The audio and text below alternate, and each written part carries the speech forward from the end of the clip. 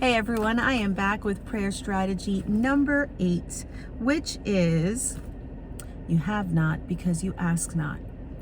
I noticed that this year for me specifically, I've just wanted my prayer to be more persistent, to persevere, as Ephesians 6:18 says. At the very end, it says, being watchful to this end with all perseverance and supplication for all the saints. I don't just want to intercede for myself, or I should say it the other way. I don't just want to intercede for others. I too am a saint. I'd like to intercede more specifically for myself. And what am I interceding for? This year, I would really like for my walk to be at the next level. Whatever level it's at, I'm just ready for it to continue to grow and increase. And it brought me to, I'm doing a lot of reading on prayer. And James 4, verse 2 is where you ask, the second part, yet you do not have because you do not ask.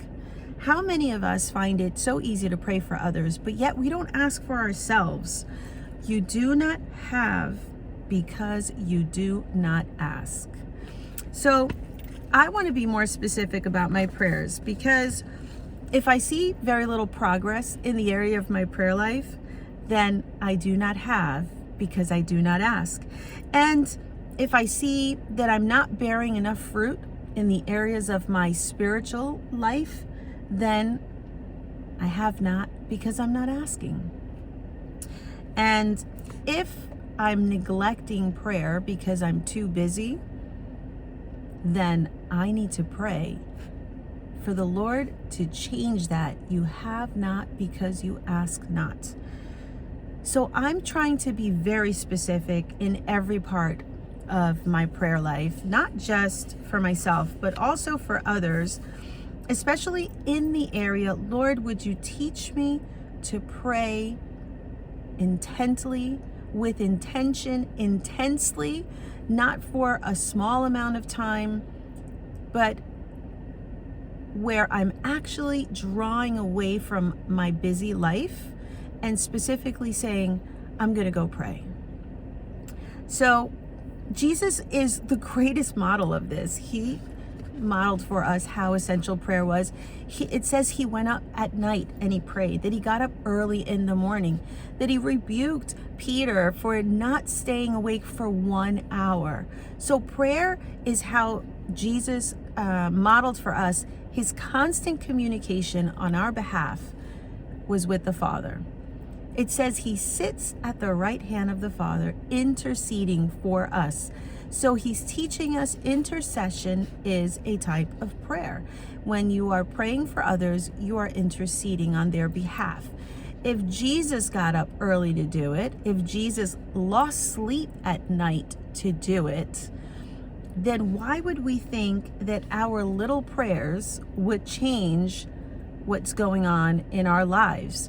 Because we have to persist. The persistent widow would not give up. So I found this amazing book, just was not looking for it. Somebody actually recommended it to me. Thank you so much. You know who you are. And I'm going to link it in on the bottom, A Life of Prayer. Ironically, I did not plan this, but I am wearing a t-shirt that says pray today, and that was not planned. But yes, I am sitting in my car praying and thinking about prayer. And I came to this part that really just kind of struck me.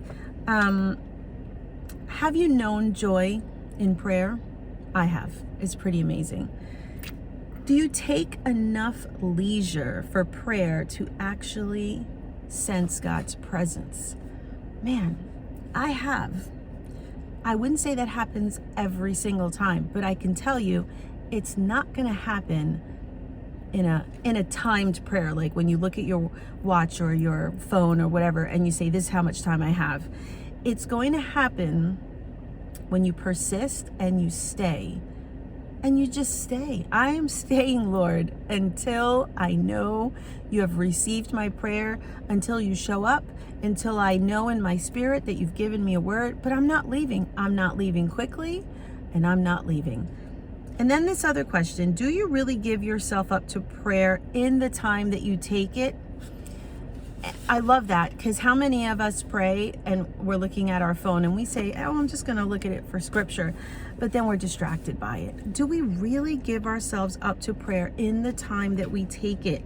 And do we take enough time to sense God's presence? I just want you to be encouraged. You have not because you ask not about your own prayer life, about your family, about your needs. Be specific. He said, ask and you shall receive. Don't be shy. It's the only time, it's the only place where you're in communication with the God of the universe who created you and designed you for communication, which is what prayer is.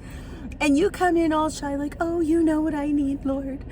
No, he wants you to tell him. And you know why? You don't know what you need. You say, I want this job, but you don't really want to say what you want because you're afraid you might not get it, or you might actually have to spend some time thinking about it. What exactly do you want? Are you afraid to say what you want? I know I'm speaking to somebody because I've spoken to myself many times. Let me leave you with this. God delights in your prayer. Do you know why? It shows that you showed up and you were coming to the one whose faith increases you. Your faith is increased when you come to talk to the Lord, and he delights to see that you came to talk to him, not to your neighbor, not to your friend, not that there's anything wrong, but that you came to talk to the one who could actually do something about it. So I hope this encourages you. I hope you pray with more time. I hope you don't run from it. And I hope that you've been encouraged to pray more. Let this be the year that God takes your prayer to another level and that you ask the Lord, change my prayer time.